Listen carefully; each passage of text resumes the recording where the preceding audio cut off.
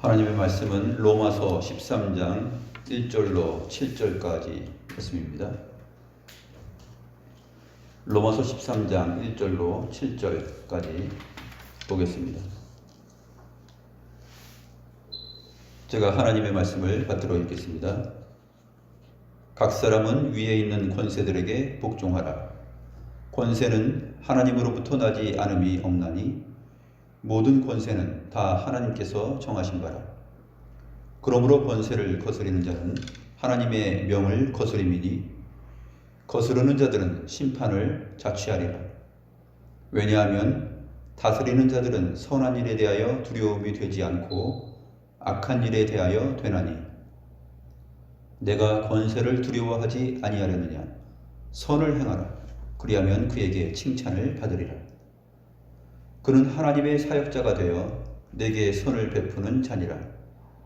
그러나 내가 악을 행하거든 두려워하라. 그가 공연히 칼을 가지지 아니하였으니 곧 하나님의 사역자가 되어 악을 행하는 자에게 진노하심을 따라 보응하는 자니라. 그러므로 복종하지 아니할 수 없으니 진노 때문에 할 것이 아니라 양심을 따라 할 것이라. 너희가 조세를 바치는 것도 이로 말미암음이라. 그들이 하나님의 일꾼이 되어 바로 이 일에 항상 힘쓰느니라. 모든 자에게 줄 것을 주되 조세를 받을 자에게 조세를 바치고 관세를 받을 자에게 관세를 바치고 두려워할 자를 두려워하며 존경할 자를 존경하라.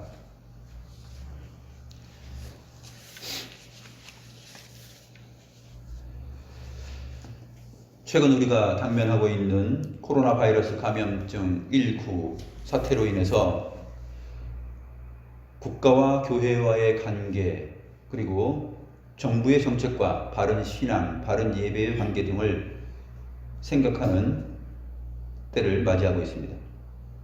정부가 내어놓은 사회적 거리두기 방침에 따른 기독신자들 사이의 의견이 날카로운 대립각을 세우고 있기 때문에 더욱 그렇습니다. 예배당에서 예배해야 한다라는 입장을 밀어붙이는 사람들이 있고, 당분간 정부의 정책을 따라서 예배당에서의 모임을 자제하고 집에서 예배하는 것이 적절하다라는 입장이 날카롭게 대립각을 세우고 있습니다. 그렇기 때문에 오늘 우리가 히브리서 강해 설교를 잠시 멈추고 국가와 관원들에 대한 입장, 그리고 교회와의 관계, 이 관계를 우리가 로마서 본문을 통해서 살펴보고자 합니다. 교회와 기독신자의 삶에 관하여 생각해 보도록 할 텐데, 오늘은 로마서 13장 1절에서 7절까지의 내용을 근거로 해서 몇 군데 성경을 찾아보는데, 베드로전서 2장 11절부터 17절까지의 내용을 보고, 그 다음에 예수님께서 증거하신 복음서 안에 있는 내용도 살펴보도록 할 것입니다.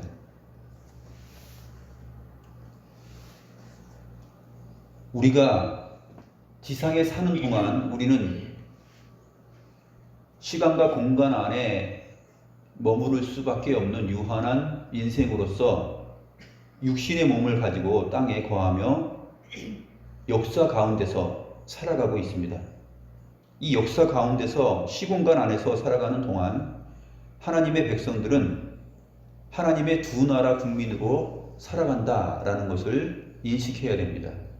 하나님의 두 나라 국민으로 살아간다라는 말은 우리가 위로부터 태어났기 때문에 하나님의 자녀들이요, 또 하나님의 나라의 백성이라는 것이고, 또 한 가지 사실은 우리가 이 땅을 밟고 살아가며 시공간 안에 역사 속에서 살아가는 유한한 존재라는 측면에서 한 나라에 속한 국민이라는 말입니다. 그렇기 때문에 천상의 나라, 하나님께 속한 나라도 하나님의 나라요, 또 세상 가운데 눈에 보이는 시공간과 역사 안에서 살아가는 이 나라도 역시 하나님 안에 있는 하나님의 주권과 섭리 속에서 이루어지는 하나님의 나라이기도 합니다. 그런데 우리는 지상에 사는 동안에 이 두 국민으로서 살아가게 됩니다. 그래서 히브리서에서 우리가 잘 배웠듯이 우리는 나그네 인생길을 사는 사람들이고 영원한 본향을 향하여서 나아가고 있는 중이다 하는 그 믿음의 선진들의 표현과 믿음에 대해서 우리가 살펴보았던 것이죠. 위로는 하늘의 시민권을 가진 자로 살아가는 동시에 아래로는 땅의 시민권을 가지고 살아가는 자들입니다. 이것이 바로 하나님의 두 나라 국민으로 살아가는 자들의 삶입니다. 그런데 두 국민으로 살아가는 우리에게 법이 있습니다. 법 없이 살아갈 수 있는 국민이 없는 것처럼 두 나라의 법이 있는데 하나는 하나님 나라 시민으로서 살아가는 하나님의 법이 있고 그 다음엔 지상의 나라의 법이 있습니다. 그래서 우리 모두는 대한민국이라는 국적을 가지고 살아가는 한 나라의 국민인 동시에 하나님 나라의 국민이기 때문에 이 두 법을 우리 마음속에 새기고 그 법과 질서를 따라서 살아가야 됩니다.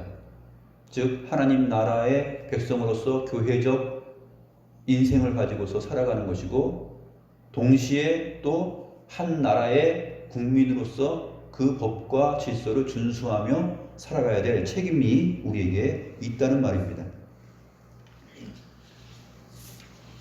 그러면 지상에 있는 이 나라는 사람들이 모여서 세운 것인데 어떻게 사람들이 모여서 국가를 형성하고 법을 만들고 역사가 진행되어 왔는가 하는 것을 거슬러 올라가서 우리가 생각을 해볼 필요가 있습니다. 그래야만 우리의 현 주소를 지금 찾을 수 있고 국가와 교회와의 관계를 이 하나님 나라의 법과 세상 나라의 법 안에서 조화를 이루며 찾아갈 수 있기 때문에 그렇습니다. 하나님께서 처음에 사람을 만들고 아담과 하와에게 법을 주셨습니다. 그때 타락하기 전에는 바로 그것이 하나님 나라의 한 국민으로서 아담과 하와가 살아갔던 것이죠.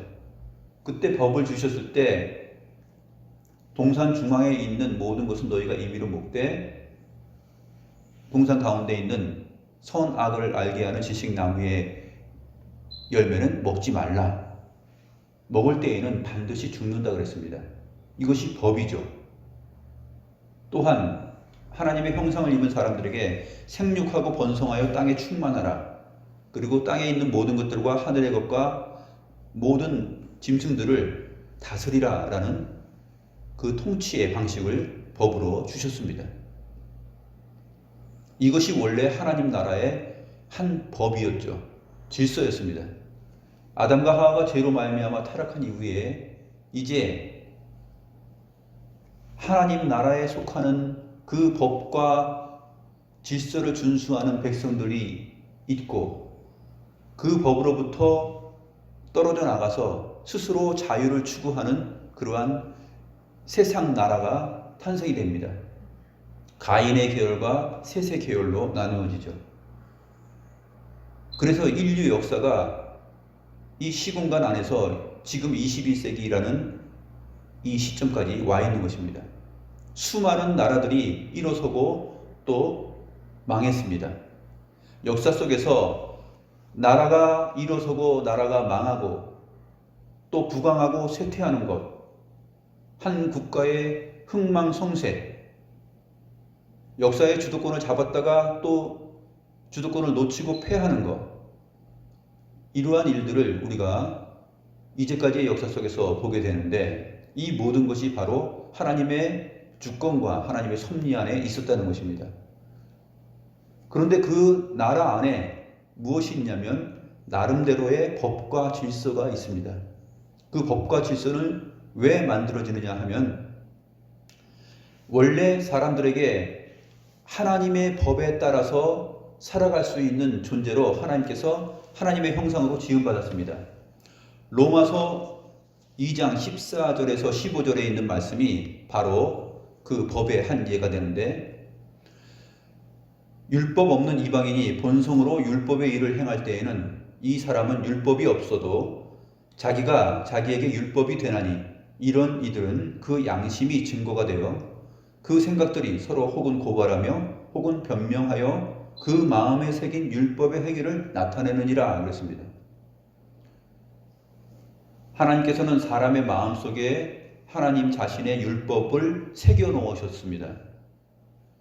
칼빈은 기독교 강요에서 이것을 종교의 씨라 그러는데, 사람들 마음속에 항상 종교의 씨가 있어서 하나님을 향하여 나아가는 마음이 있고 의지하려는 마음이 있습니다. 또 두려워하는 마음이 있습니다. 또 한 가지는 도덕적으로 옳고 그름이 무엇인지를 압니다. 아무리 어린아이라 할지라도, 아무리 정신이 나약한 사람이라 할지라도 자기 양심 안에 새겨져 있는 그 율법을 따라서 분별을 하고 판단합니다. 나름대로의 고발을 당하기도 하고 나름대로 변호를 하기도 합니다. 그래서 로마서 2장 15절에서는 서로 혹은 고발하며 혹은 변명한다 이렇게 말을 했습니다. 이 본성 안에 새겨져 있는 양심의 법, 이것을 가리켜서 자연법이라고 합니다.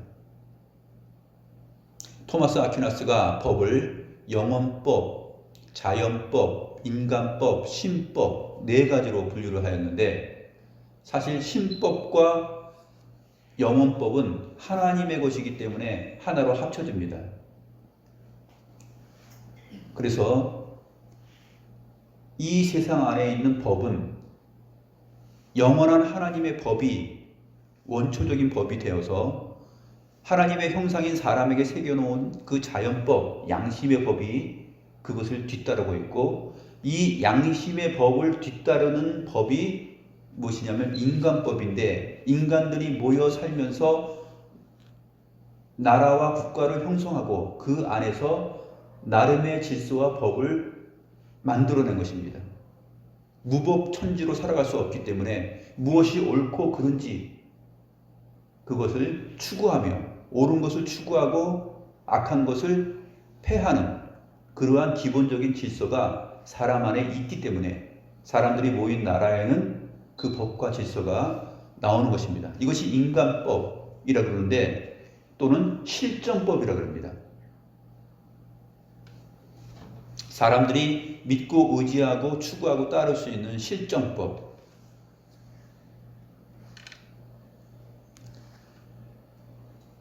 그래서 이 실정법은 양심의 법의 자명한 원리로부터 나온 것들입니다.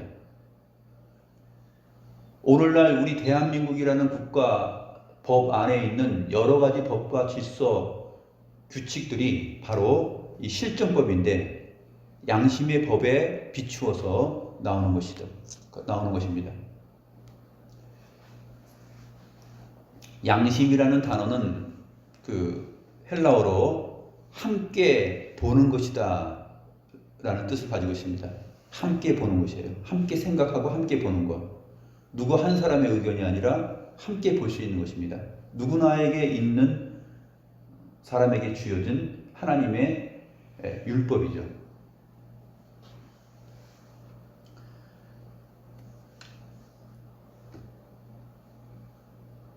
그런데 이 실정법을 세울 때에는 온전한 양심의 법을 따라서 세울 수가 없습니다. 어떤 나라든지 그 나라의 법을 보게 되면 양심의 법에 기인하여서 나온 실정법인데 양심의 법을 온전히 드러내지 못합니다. 좋은 말로 하면 유연하게 드러낸다 그러는데, 정확하게 표현하면 그것을 온전히 드러내지 못한다. 연약한 법이다 이렇게 볼 수 있습니다. 왜 그렇습니까? 한 나라가 내놓는 법은, 이 실정법은 사람의 양심을 온전히 반영하지 못합니다. 왜냐하면 각 사람의 각 사람이 자기 양심의 법에 있는 그 법을 느끼고 생각하고 추구하는 정도의 차이가 있기 때문에 그렇습니다. 그리고 그것이 지역과 문화와 상황에 따라서 변할 수 있는, 또 서로 절충되어야만 가능한 그러한 유연성이 있기 때문에 그렇습니다. 그렇기 때문에 법을 국회에서 세울 때 사람 마음에 이것이 옳다, 저것은 안 된다라는 그 양심의 법이 있지만 그 양심의 법, 자연법이 그대로 다 실정법 안에 관영되어서 이루어지느냐 하면은 그렇지 않다라는 것이죠. 서로 양보하고 서로 절충하고 또 그 법을 양심으로부터 끌어내어서 토론하고 이끌어가는 동안 서로의 이해의 정도와 서로의 양심을 추구하는 정도의 차이가 각 사람마다 있기 때문에 그러한 다양한 각 사람이 모여서 실정법을 만들기 때문에 이 실정법은 하나님께서 하나님의 형상 안에 새겨놓으신 이 양심의 법에 미치지 못하게끔 나타납니다.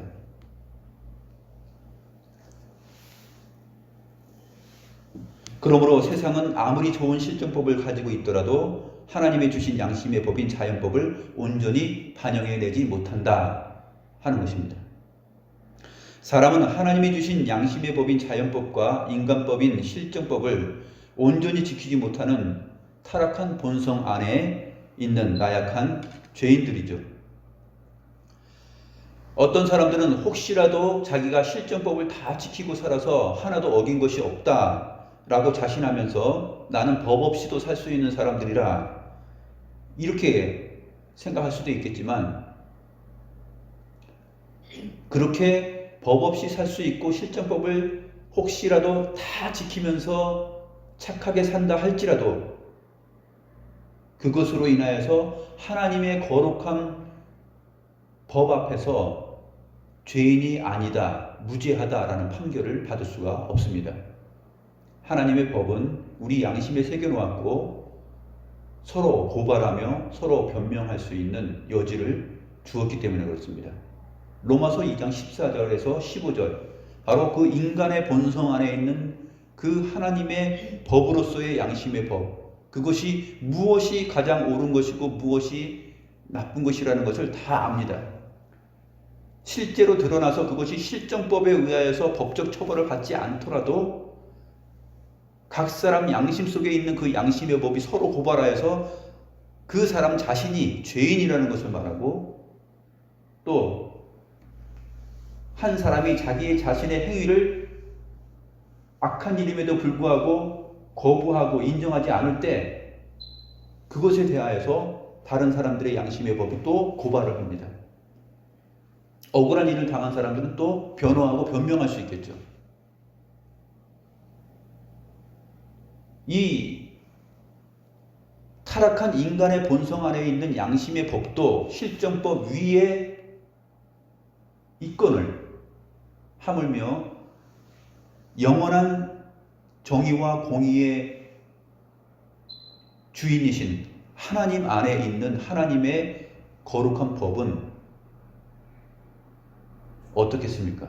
그 법 앞에 우리가 우리 자신을 비추면 우리의 죄는 낱낱이 거울 앞에 선 자와 같이 드러나게 됩니다.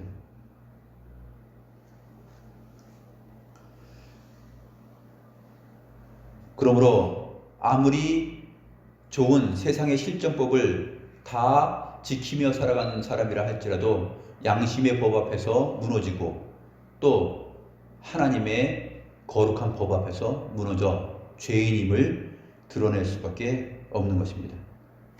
심판받을 수밖에 없는 것이죠. 왜냐하면 이 자연법이라는 것은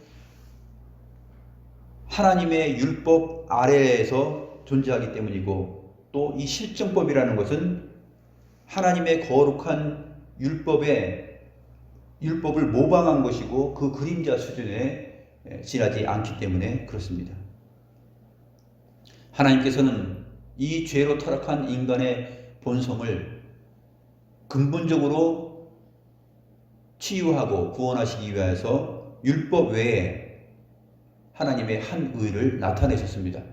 그가 바로 하나님의 아들 주 예수 그리스도이십니다. 예수 그리스도의 법 안에 있을 때 우리가 무거운 짐을 벗고 모든 양심으로부터 자유를 얻으며 구원을 얻게 되는 것이죠. 하나님의 백성들이 바로 이 온전한 하나님의 법 가운데 살아가는 하나님 나라의 백성이고, 동시에 우리가 살펴본 이 실정법, 인간법 아래서 살아가고 있는 지상의 나라의 국민이기도 하다 하는 것입니다. 로마서 13장 오늘 본문을 살펴보기 전에 한 국가와 또 한 백성과 한 법이라는 이 세 가지를 우리가 염두에 두어야만 오늘 우리가 맞이하고 있는 코로나 바이러스 감염증 19 앞에서 교회가 당면하고 있는 이 법과 질서의 문제, 인류 공동의 가치를 추구하며 서로 공공 질서를 지키며 공공의 안녕을 위하여서 우리가 기독 신자로서 어떻게 생활하고 교회는 무엇을 세상 앞에 보여야 하는지를 제대로 이해할 수 있는 것입니다.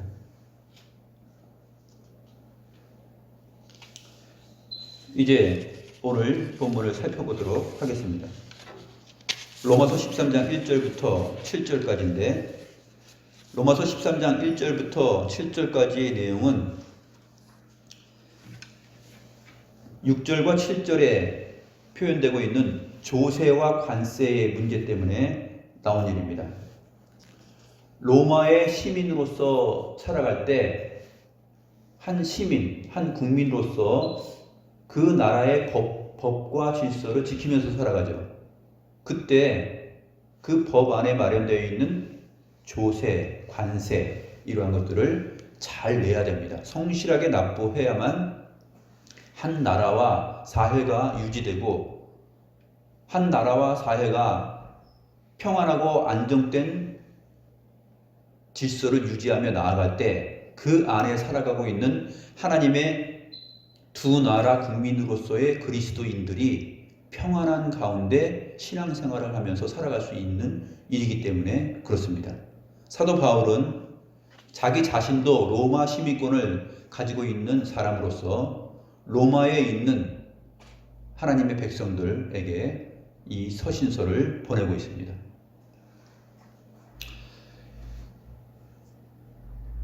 AD 49년 1월 또는 50년 1월에 사도행전 18장에 보게 되면은 유대인들을 다 추방하는 사건이 로마 황제로부터 발생합니다. 추방했다가 놓고 보니까 뭔가 실수한 것 같다 그래서 다시 들어와서 사는 것을 허락합니다. 그러니까 사도 바울이 로마서를 기록한 내용은 그러한 추방되었던 자들이 다시 또 로마로 들어와서 신앙생활을 하고 있을 때 그때 사도 바울이 로마서를 보내서 이 내용을 기록하고 있는 것입니다. 로마서의 기록은 AD 64년 이전에 기록된 것입니다. AD 64년이라는 시점이 굉장히 중요한데 그것은 로마 시내가 불에 타게 되죠. 불에 타게 되는데 그 주도자들이 그리스도인들이다 라는 말들이 나오게 되고 그리스도인들을 네로 황제가 엄청난 핍박과 박해를 가합니다. 털가죽을 씌워서 원형 경기장에서 뛰어다니게 하고 그것을 짐승을 풀어서 잡아먹게 하고 그 다음에 사람을 실제로 횃불처럼 태워서 밤을 밝힙니다. 그 정도로 잔악한 일들이 AD 64년 그 화재 사건 이후에 나타나게 되는데 이 로마서는 바로 그 전의 일입니다. 그 전에 그리스도인들이 나름대로 신앙생활을 잘 하고 있을 때 그때 기록한 것입니다.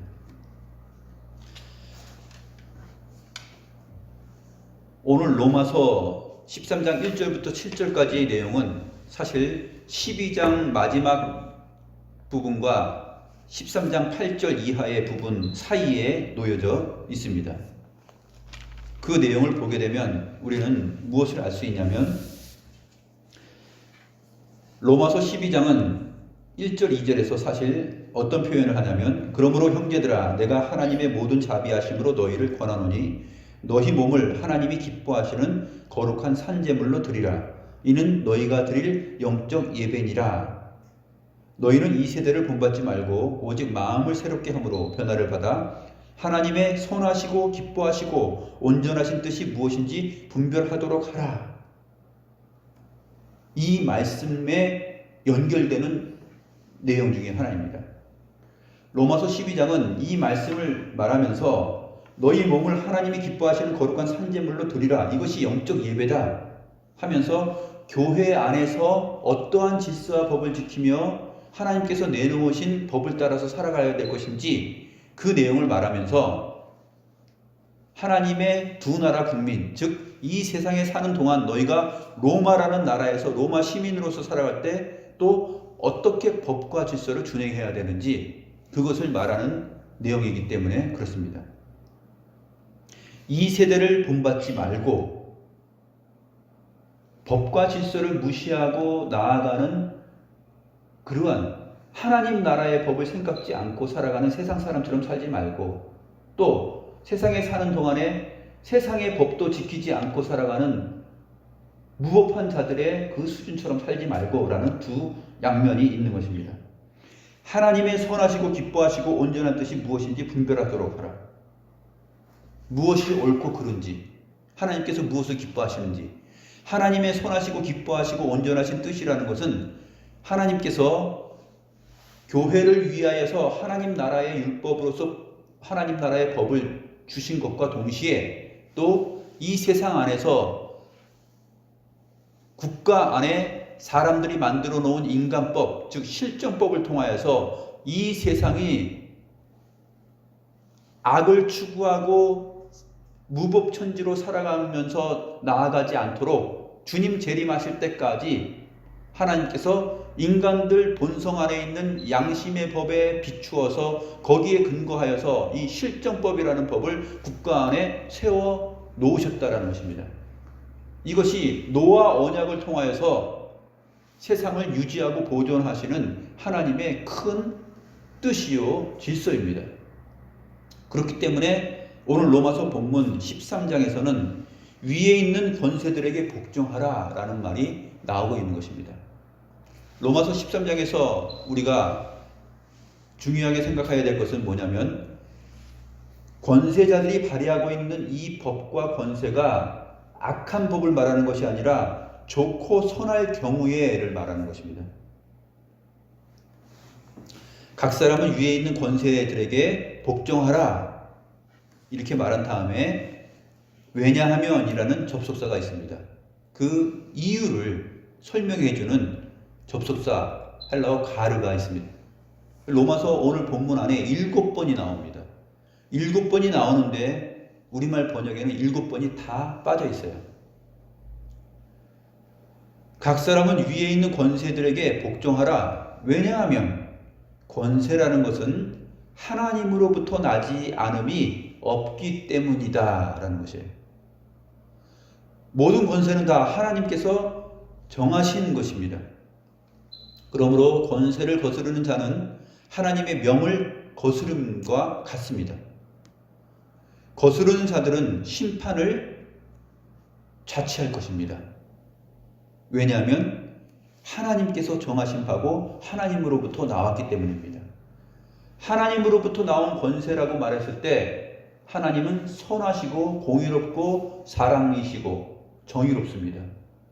그렇기 때문에 지금 여기서 말하는 권세자들이 내놓은 실정법으로서의 이 법이 양심의 법에 준하고 있으며 또 하나님 나라의 거룩한 법에도 준하고 있는, 어느 정도 모방되어져 있는, 그나마 쓸만한 그러한 사회 질서를 위해서, 국가의 존립을 위하여서 꼭 필요한 그러한 법이라는 것을 우리는 염두에 두어야 됩니다. 3절에 보면 왜냐하면 다스리는 자들은 선한 일에 대하여 두려움이 되지 않고 악한 일에 대하여 되기 때문입니다.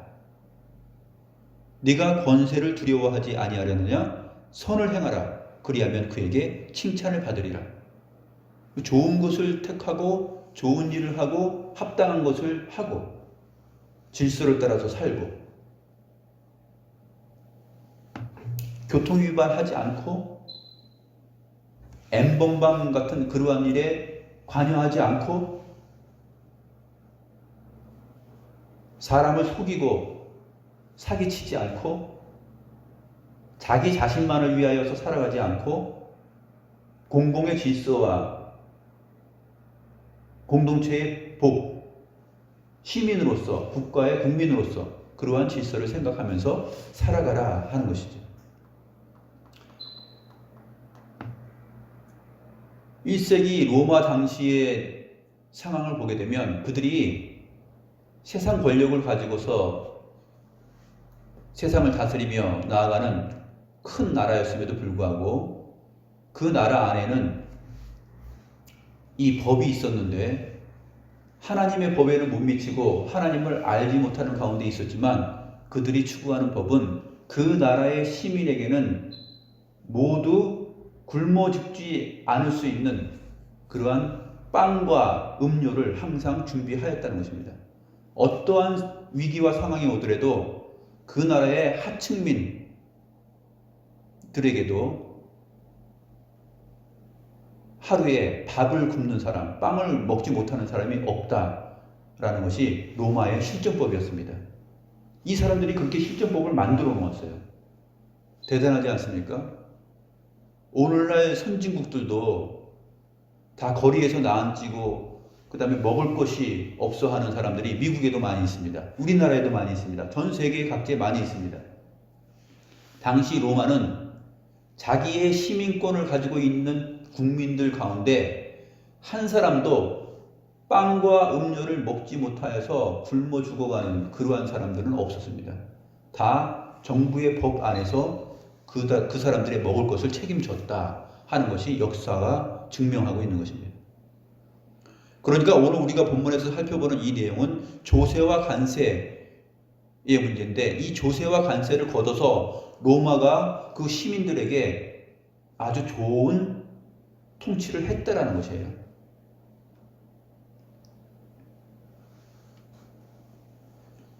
이렇게 좋은 통치라는 것은 양심을 따르는 실정법에서 나온 것인데 그것을 바로 하나님으로부터 나지 않음이 없다라고 말하는 것입니다. 하나님께서 그러한 선한 마음을 주셨다는 것이에요. 비록 하나님을 믿지 않고 주 예수 그리스도가 십자가에 달려서 죽으시고 부활하고 그분이 하나님이시다라는 이러한 지식은 없어도 그들이 로마라는 나라를 그렇게 유지하며 나아갔다는 것입니다. 그 안에 그리스도인들이 있었고 그 그리스도인들이 오늘 로마서 이 편지를 받아보고 있는 것입니다. 그들에게 사도 바울이 뭐라고 말합니까? 권세는 하나님으로부터 나지 않음이 없다. 하나님께서 정하신 거다. 그러므로 누구든지 권세를 거스르는 자는 하나님의 명을 거스름과 같은 것이다. 스스로 심판을 자취할 뿐이다. 법과 질서를 어기면 스스로 심판을 자취할 뿐이다 라고 말합니다. 다스리는 자들은 선한 일에 대하여 두려움이 되지 않고 악한 일에 대하여 되나니. 얼마나 지금 합당한 얘기를 지금 하고 있어요. 다스리는 자들이 선한 일에 대하여 두려움이 되지 않고 악한 일에 대하여 된다. 그런데 우리나라든지 다른 북한이라든지 다른 나라들을 주변의 나라들을 보세요. 사람들이 선한 일에 두려워합니까? 악한 일에 두려워합니까?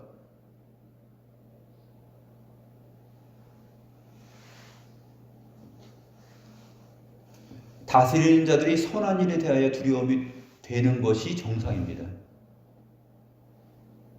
선한 일에 대하여 두려워하지 않고 그 다스리는 자들을 볼 때 그 악한 일에 대하여서 두려워하고 선한 일에 대하여서 하고 싶어하는 마음이 생기는 것이 정상입니다.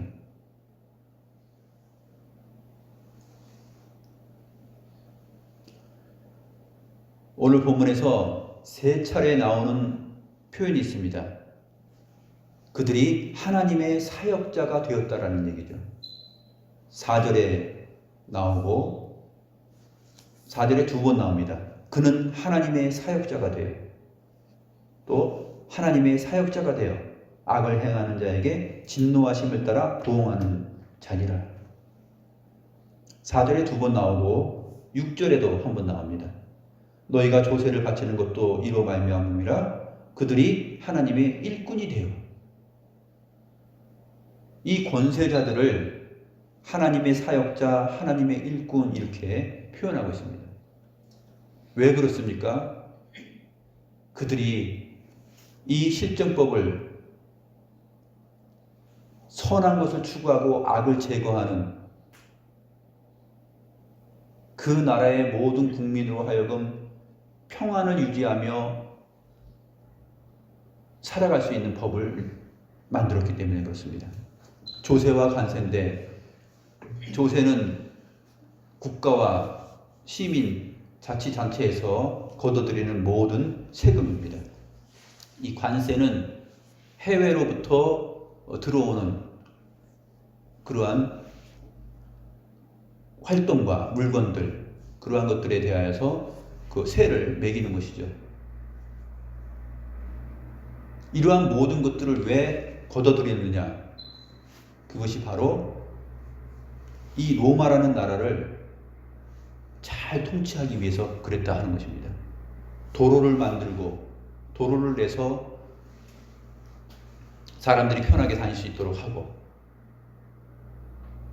그 다음에 먹을 것을 준비하여서 하층민들이라 할지라도 굶어 죽지 않게 하고 하는 이러한 일들을 나름대로 이 로마 시민권을 가진 자들에게 혜택이 갈 수 있도록 잘 하기 위해서 조세와 관세를 걷어들였는데, 이러한 것들에 제대로 하지 않거나 조세와 관세를 걷는 중간 입장에 있는 사람들이 이것을 착취하거나 하는 일이 있었기 때문에 이러한 내용이 나옵니다. 그럼 그리스도인들은 어떻게 살아야 되느냐? 두 나라 국민, 즉 하나님의 두 나라 국민으로 살아가는 자들이기 때문에 너희 몸을 하나님이 기뻐하시는 거룩한 산제물로 드리라. 이것이 영적 예배다. 교회 안에서, 신앙 안에서, 이 신자들 안에서 뿐만 아니라 너희가 역사 안에서, 이 시공간 안에서, 로마라는 나라 안에서, 그 실정법 안에서 살아가고 있는 동안 하나님께서 허락하신 그 양심을 따르는 실정법 안에서 그 올바른 일에 대하여서 너희가 참된 예배자로서 영적 예배를 지키는 일은 조세와 관세를 잘 내고 그 나라의 법을, 선한 법들을 준수하는 것이다 라는 것이에요. 질서를 지켜주는 것이다, 따르는 것이다 하는 것입니다. 최근 코로나19 사태로 인해서 우리가 물리적으로 떨어져서 예배하게 되었습니다. 일각에서는 종교 탄압이다, 예배 탄압이다, 핍박이다 이렇게 표현하지만 사실 그러한 상황과 그러한 수준은 아니라고 생각이 됩니다. 왜 그렇습니까? 종교를 탄압하고 예배를 탄압하는 차원이 아니라 지금 이 코로나 사태로 인하여서 많은 사람들이 질병에 걸리게 되고 점점 더 우리나라 안에서 확산될 뿐만 아니라 전 세계로 지금 확산되어 가고 있는 실정입니다. 이러한 상황 속에서 함께 모이는 그 집회나 사람들의 모임을 자제해 달라는 그러한 측면에서 교회에게 요청을 하고 있는 것이기 때문에 이 부분에 있어서는 이 실정법과 질서와 요구가 정당하게 보이기 때문에 교회는 이 부분을 따라주고 있는 것입니다. 우리 교회도 2주간 지금 총리의 간곡한 호소를 받아들여서 따라주고 있죠. 정말로 예배를 탄압하고 하나님 앞에 믿는 신앙의 도리에 대하여서 도전하고 있다면 우리는 그것을 따를 수가 없죠. 오늘 본문이 바로 그러한 사실을 잘 표현해주고 있습니다. 내가 권세를 두려워하지 아니하려느냐? 선을 행하라. 그리하면 그에게 칭찬을 받으리라. 교회가 이 오늘과 같은 이 사태에서 칭찬을 받는 일은 무분별하게 우리는 주일 성수한다, 예배를 폐쇄할 수 없다, 이러한 주장을 하면서 항의하고 계속 많은 사람들을 모여서 예배한다거나 그렇게 활동을 하면 안 된다 하는 것을 우리가 생각해야 됩니다.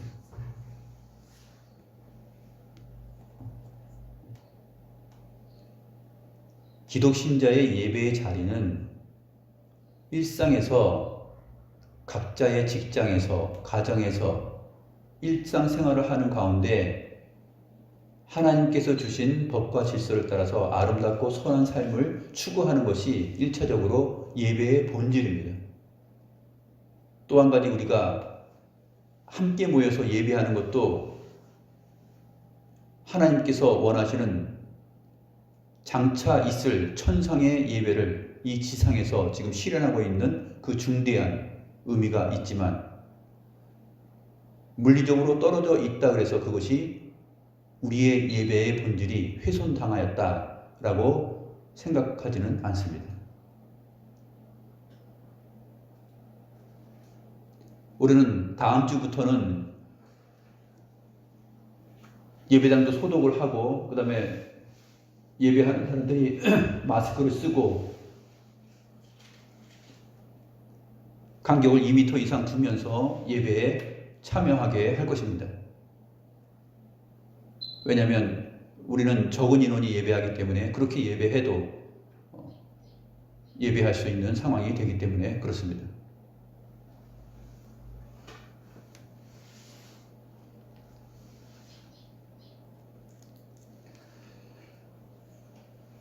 (7절) 말씀 보면, 모든 자에게 줄 것을 주되 조세를 받을 자에게 조세를 바치고 관세를 받을 자에게 관세를 바치고 두려워할 자를 두려워하며 존경할 자를 존경하라. 그 나라의 국민과 시민이 살아가는 일에 평안을 유지하고 안정을 추구하고 합당한 도덕과 윤리가 제시될 때 그 나라의 실정법은 따라주고 함께 응원해 줄 수 있는 그러한 하나님 나라의 백성이 되어야 한다 하는 것을 알 수 있습니다. 오늘 본문과 관련해서 베드로전서 2장 말씀을 보겠습니다. 베드로전서 2장 11절 말씀을 보게 되면, 사랑하는 자들아, 거류민과 나그네 같은 너희를 권하노니, 여기서 거류민과 나그네 같은 너희를 권한다 이렇게 표현합니다. 왜 그렇습니까?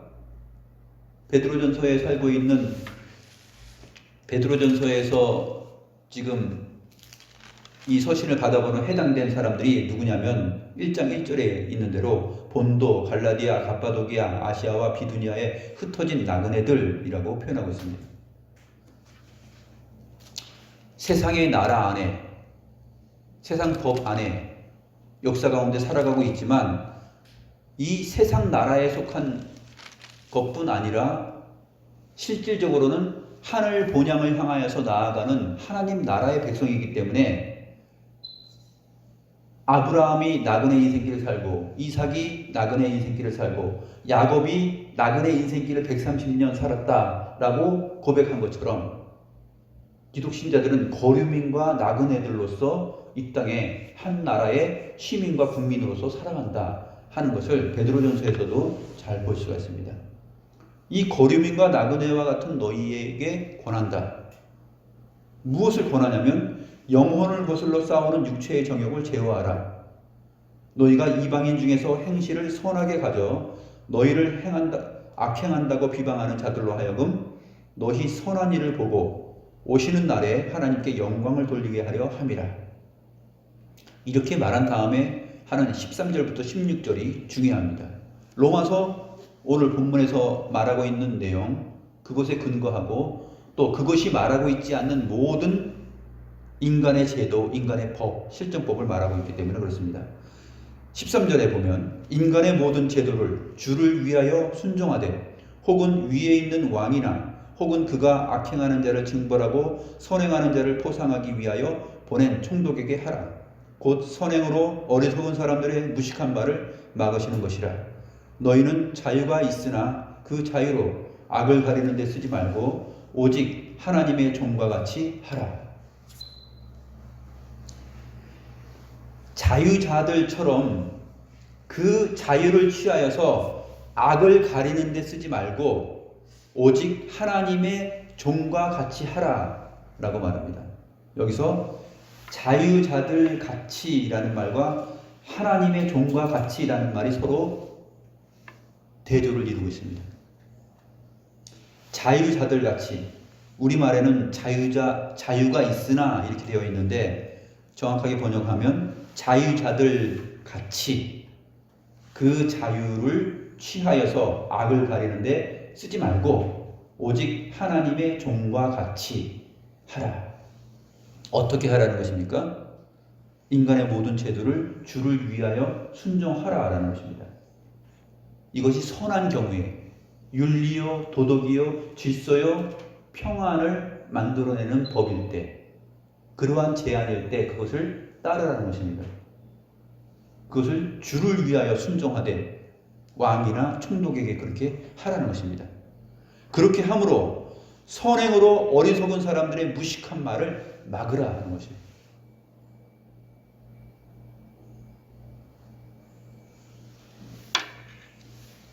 베드로전서 2장 17절 부분에 보면 무사람을 공경하며 형제를 사랑하며 하나님을 두려워하며 왕을 존대하라. 이것이 하나님의 두 나라 국민으로서 살아가는 자들이 따를 법입니다. 질서입니다.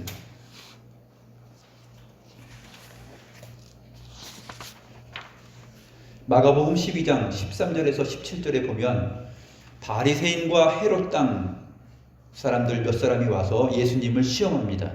어떤 시험을 하냐면 가이사에게 세금을 바치는 것이 옳습니까? 아니면 옳지 않습니까? 가이사가 누굽니까? 로마의 황제죠. 가이사에게 세금을 바치는 것이 옳습니까? 옳지 않습니까? 오늘 로마서 본문에서 조세와 간세 얘기를 했습니다. 근데 지금 유대인들이 예수님께 와서 예수님을 책잡으려고 질문을 합니다. 가이사에게 세금을 바치는 것이 옳습니까? 옳지 않습니까?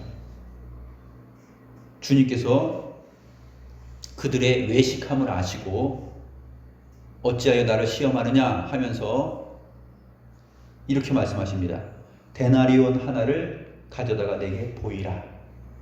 데나리온은 로마의 화폐죠. 로마의 화폐입니다. 데나리온. 노동자 한 사람의 하루 품삯입니다. 오늘날로 말하면 한 10만 원 정도 되는 것이죠. 데나리온 하나를 가져다가 내게 보이라.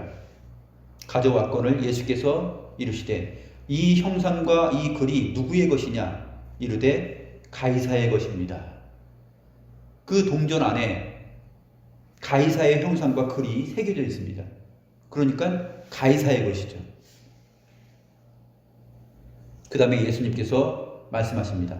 가이사의 것은 가이사에게, 하나님의 것은 하나님께 바치라. 이렇게 말씀하시니까 바리새인과 헤롯 땅 중에서 온 사람들이 당황하고 놀라서 아무 말도 못하게 됩니다.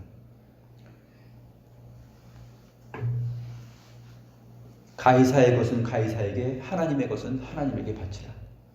거기에 새겨져 있는 형상과 글. 유대인들은 하나님의 성전을 유지하는 일을 위하여서 성전 세금을 냈었습니다. 그것이 출애굽기 30장에 나타나 있는데 반세계를 냈습니다. 반세계. 출애굽기 30장 13절에서 16절에 보게 되면 무릇 계수 중에 드는 자마다 성소의 세겔로 반세겔을 낼지니, 이렇게 표현하고 있죠. 이 반세겔을 계수 중에 드는 사람이 내는데 20세 이상입니다. 20세 이상 되는 사람들이 이것을 내게 되어 있습니다. 세겔은 두로의 화폐입니다. 당시 가나안 땅의 두로가 아주 당시의 무역 중심지 아닙니까? 두로와 시돈 땅, 배가 유명하고 무역이 활발하던 장소입니다. 거기에 화폐 세겔이라는 화폐가 있었는데 이것이 유대인들이 사용하던 화폐죠. 한 세겔은 노동자 4일의 품삯입니다. 오늘날로 치면 40만 원이죠. 반 세겔은 20만 원에 해당합니다. 20세 이상 인구수에 포함되는 사람들이 내는 성소의 세겔입니다.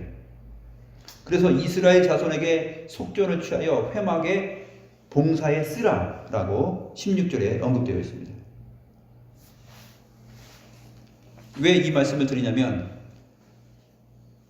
마태복음 21장 12절에 보게 되면 예수님께서 성전에 들어가셨을 때 거기에 성전 안에서 매매하는 모든 사람들을 내쫓습니다. 거기에 돈 바꾸는 사람들 그리고 비둘기 파는 사람들을 다 내쫓게 됩니다. 돈 바꾸는 사람들이 왜 이 성전 앞에 이방인의 뜰에 있었을까요? 가이사의 형상과 그 글귀가 없는 돈으로 바꿔야만이 성소의 세겔로 쓸 수 있기 때문에 그렇습니다. 로마의 통치 안에서 이 유대인들이 살아가고 있었을 때 성전세를 낼 때 데나리온으로 내면 안 됩니다. 성소의 세겔로 내야 됩니다. 그렇기 때문에 환전해야 되죠. 돈을 바꿔야 합니다.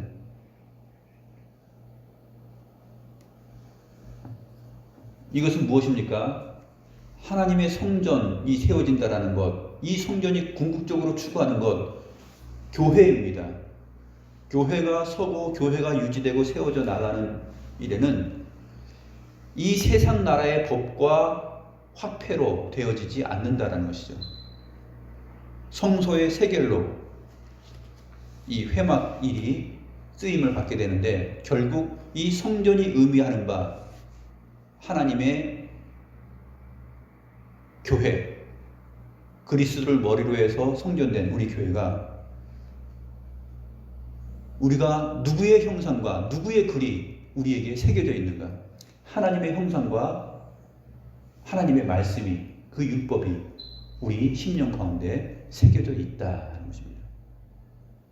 가이사의 것은 가이사에게 드리고 하나님의 것은 하나님께 드리라 하는 이 주님의 답변은 놀라운 답변이죠.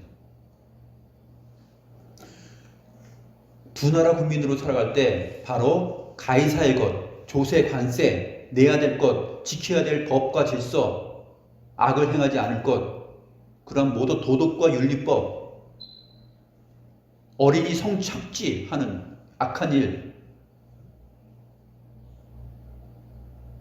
그러한 모든 도덕, 윤리법, 조세, 관세 이러한 것들을 적극적으로 잘 내야 되는 것입니다. 그것이 로마서 12장에서 말했던 바로 우리 몸을 산제물로 드리는 영적 예배입니다. 하나님의 선하시고 기뻐하시는 뜻이 무엇인지 알고 하는 예배죠. 그 로마서 12장에 나타나 있는 그 사랑의 법과 관련하여서 로마서 13장 1절부터 7절까지의 내용이 나오는 것입니다. 그래서 로마서 13장 오늘 본문이 끝나는 다음 절인 8절에 보게 되면 피차 사랑의 빚 외에는 아무에게든지 아무 빚도 짓지 말라. 남을 사랑하는 자는 율법을 다 이루었느니라. 이렇게 말합니다. 피차 사랑의 빚 외에는 아무에게든지 아무 빚도 지지 말라. 조세 관세 내지 않고 떼어먹는 그 빚진 자 되지 말고 오직 사랑의 빚만 져라 이거예요.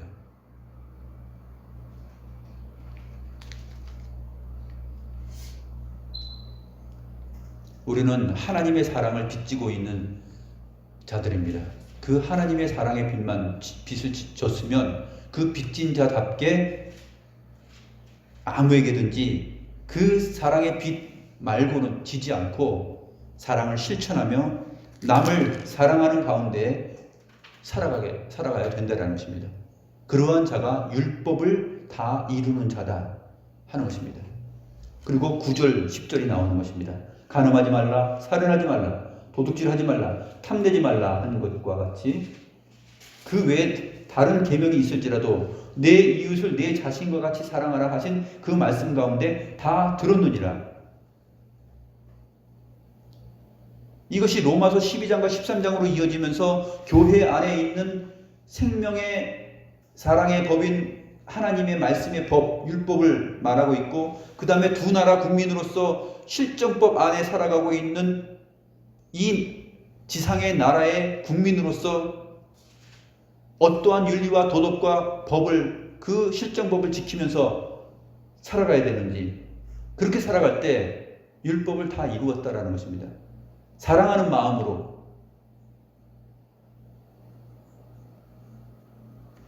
잠시 2주 동안 서로 물리적으로 떨어져서 지금 예배하는 것이, 이것이 바로 많은 사람들이 이 감염증으로부터 감염되어서 국가 전체의 모든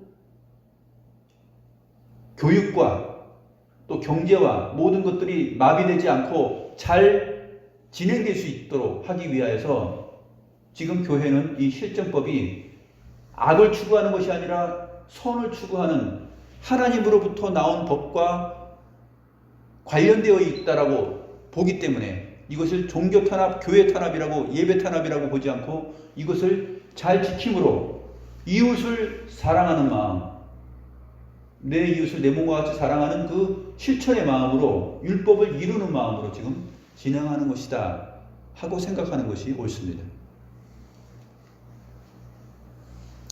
로마서 13장 10절은 사랑은 이웃에게 악을 행하지 아니하나니 그러므로 사랑은 율법의 완성이니라 라고 말하면서 끝을 맺습니다.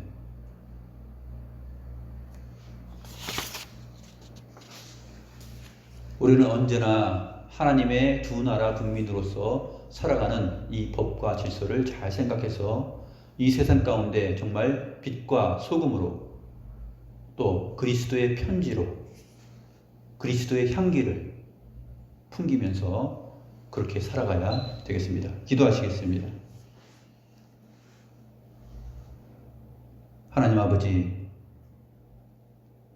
저희를 하나님 나라의 신령한 백성으로 삼아주시고, 또한 역사 가운데 한 나라의 국민으로서 살아가는 하나님의 두 나라 국민으로 살아갈 수 있는 법을, 질서를 가르쳐 주심을 감사함을 드립니다.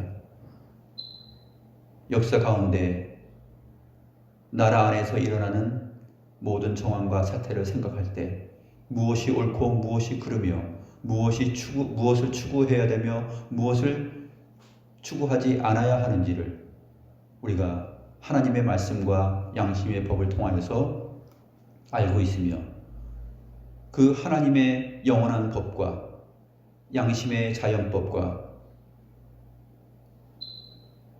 그 법을 모방하고 따르는 인간의 법, 곧 자연법을 통하여, 이 실정법을 통하여 우리가 하나님 나라의 백성다움을 보여야 할 것입니다. 바르고 옳고 선하고 사랑을 추구하는 일에 적극적으로 신자됨의 본분을 보이며 살아갈 수 있는 그러한 기독 신자의 아름다운 자태를 구현해 나갈 수 있도록 저희들에게 지식을 주시고 그러한 선한 마음을 허락하여 주시옵소서. 그리하여서 그릇된 소문에 휘둘리지 않고 하나님의 말씀을 근거하여서 바른 가치관을 형성하여서 기독신자로서의 삶을 이 땅 가운데서 구현하며 살아갈 수 있도록 큰 은혜를 더하여 주시옵소서. 감사함을 드렸고 살아계신 주 예수 그리스도의 이름으로 기도드리옵나이다. 아멘.